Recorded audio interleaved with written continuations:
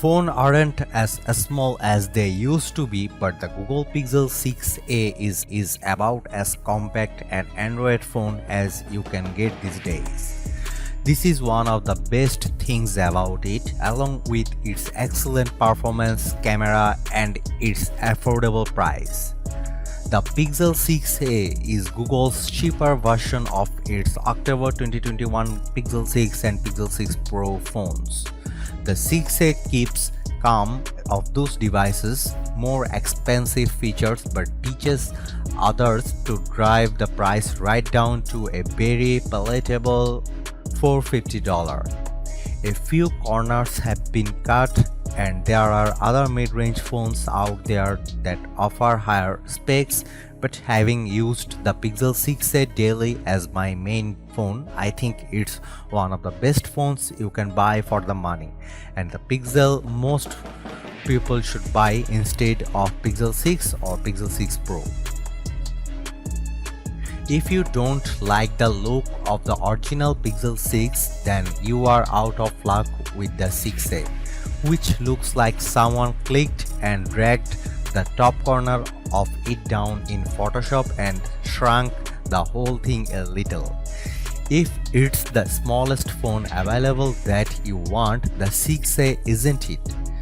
At 152.2mm, it's taller than the 138.4mm iPhone SE 2022 and the 131.5mm iPhone 13 mini. The 6a is still a large phone, it's just not as large as most other slab smartphones out there, especially the gigantic Pixel 6 Pro. Its angular and boxy design still feels good to hold thanks to rounded aluminum edges, but I still can't reach the top of the screen with a thumb when using one-handed.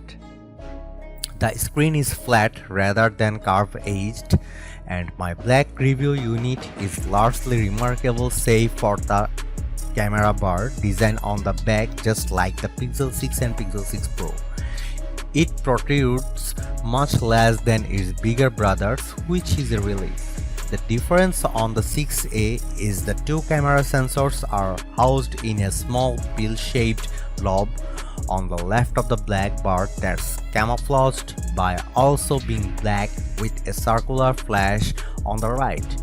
On the other hand, Pixel 6 models, the lenses are spread out across the length of the bar.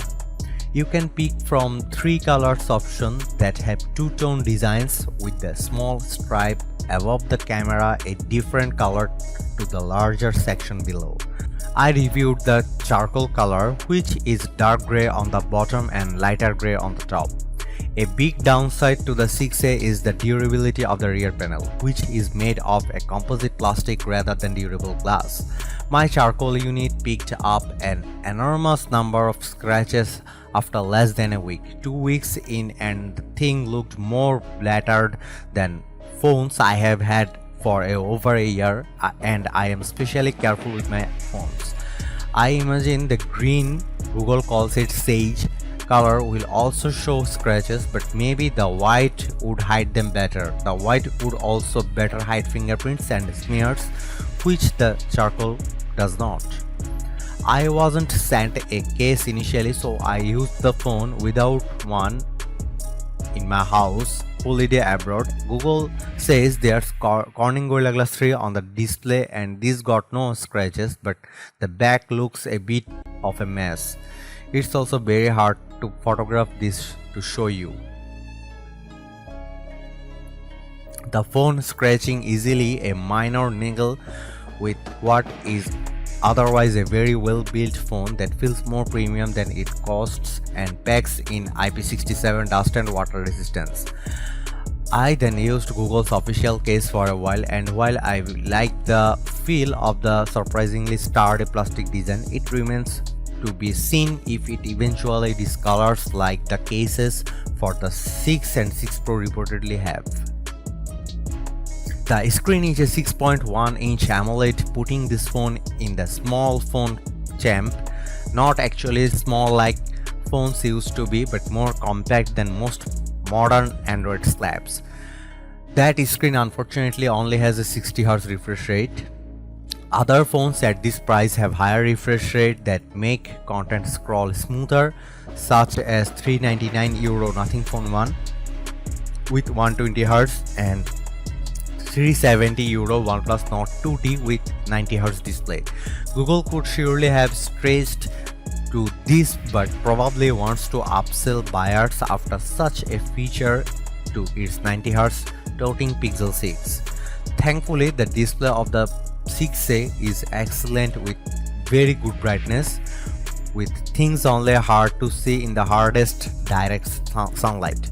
I missed a higher refresh rate at first, but I soon forgot that it was a 60Hz screen. It's very good panel with excellent color reproduction and sharpness that's miles better than the 720p display on the $430 iPhone SE 2022. There's a black bezel all the way around the flat panel with a touch more to the chin than the top of the phone and a selfie cutout camera in the center at the top of the screen.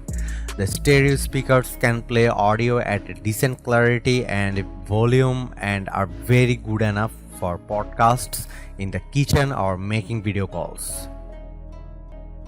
While Google gave the Pixel 6a the Tensor chip from its premium phones, the same cannot be said of the camera. In fact, it's the first time an A-series Pixel is not getting the same main sensor as the corresponding regular Pixels, and that is a shame. The 50 megapixel sensor on the Pixel 6 is outstanding. Instead, the Pixel 6a has a 12.2 megapixel aperture 1.7 Sony IMX363 sensor with optical image stabilization. This is the same sensor Google used from the Pixel 3 to Pixel 5 era. I personally would have rather had the newer 50 megapixel lens and lower powered processor, but Google has changed its approach. The good news is the main camera on the Pixel 6a is still phenomenally good. It just isn't quite as good as the Pixel 6 or 6 Pro in the detail it can capture, but Google's post-processing in software is so good that differences are barely noticeable. In even more good news, the ultra-wide 12 megapixel aperture 2.2 Sony IMX386 lens is the same one used in the pricier 6 models. As expected, still photos are top drawer and easily compete with phones the 3 or 4 times the price. I compared several similar shots I took on holiday with those taken on my wife's iPhone 13, and I consistently preferred the daylight shots of the Pixel. They sport the contrasty processing Pixels are known for, where the iPhone has leaned more recently into natural shades, sometimes to effort. In low light, the iPhone was much better than the Pixel, better at handling difficult sunset scenes and rendering detail better. The Pixel's night sight for pitch black photos is still good, but it's a few generations behind the iPhones now, particularly on the 6A with the older main sensor. But the iPhone 13 costs a lot more than the Pixel 6a. I would happily use the 6a as my only camera on a day-to-day basis. It's that good. Add to that the very capable ultra-wide that doesn't fisheye scenes like cheaper phones do, and it's very capable setup for a mid-range smartphone. There's no zoom lens, so you have to rely on digital zoom from the main sensor, but that's standard for mid-range phones. Google's Super Res Zoom features can zoom in up to 7x, but results are quite blotchy and grainy on inspection, as well all digital zoom tends to be. But the 2x zoom is solid and passable for social media shots. The 8 megapixel selfie camera has a decent 84-degree field of view and takes solid selfies. Through the portrait mode struggles to pick up strands of hair and doesn't seem to be as consistent with results as it from the main rear camera. Aside from basic still photo shooting, the 6a also has very single camera software feature from the Pixel 6 except for the long exposure motion mode. Magic Eraser can cleverly erase people or things from photos, even if it does require a little patience, as sometimes it gets it wrong. It's best to have a plain background or the smarts get confused and blur the wrong colors together, but it's still impressive on the whole. A new feature is camouflage, which rather than deleting things from images instead changes their color to better blend into a scene. Big orange bleach ball distracting from smiling faces on the beach. Turn it in the color of sand. It's slightly a weird feature, but it does work well. Built-in too are very good features like face doubler, which does exactly what it says very well. The camera works by taking several shots either side of when you actually tap the shutter button. If your subject moves their head a little resulting in blur, the phone can tell this and automatically uses all the image data to correct it. This is also part of the feature Top Shot, which records a short video to go along with your image if the phone reckons it's worth it. Autoplaying of which can be toggled off in the Photos app when looking through photos. Real tone is also a very good feature that better reproduces skin tones accurately thanks to Google's work to tune its processing algorithms. Other phones overprocess some skin tones inaccurately, so the Pixel is a good choice in this regard. Throw in 4K video recording at 60 fps and its well-featured camera app. There's even a speech enhancement mode that isolates vocal audio and cuts out background noise, though only works on the selfie camera, so it's handy feature if you are recording a video message for someone at the side of a motorway or something.